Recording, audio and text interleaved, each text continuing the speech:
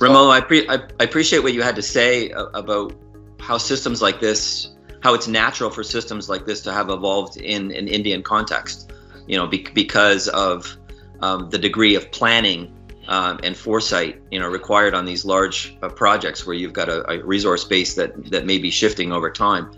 But the other observation was that India and really a lot of Asia was really centered around EPC projects, where engineering was just a component of the delivery. There was no such thing as engineering consultants that would just exist by submitting an engineer to another company, and then they would then have to struggle to build what was engineered.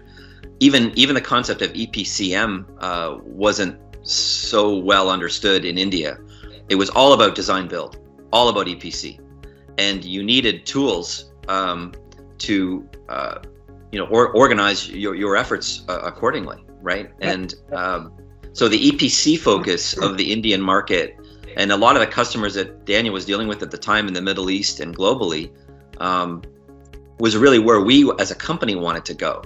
And my first time of meeting you, Daniel, was at the Leela Hotel in Mumbai. We had a couple of Kingfisher lagers, and here's this software guy, I saw you as a software guy sitting across the table from us, explaining the evolution or how our business is evolving from design consulting to EPCM to EPC, talking about all my competitors, all their successes and failures, having the most detailed knowledge of how engineering projects need to be managed and monitored.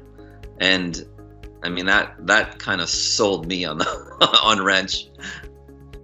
It's interesting what you're saying, Shane, because we in the Middle East, we did a lot of engineering consulting where the engineers were a large Chinese EPC contractor, which was doing large projects in Africa.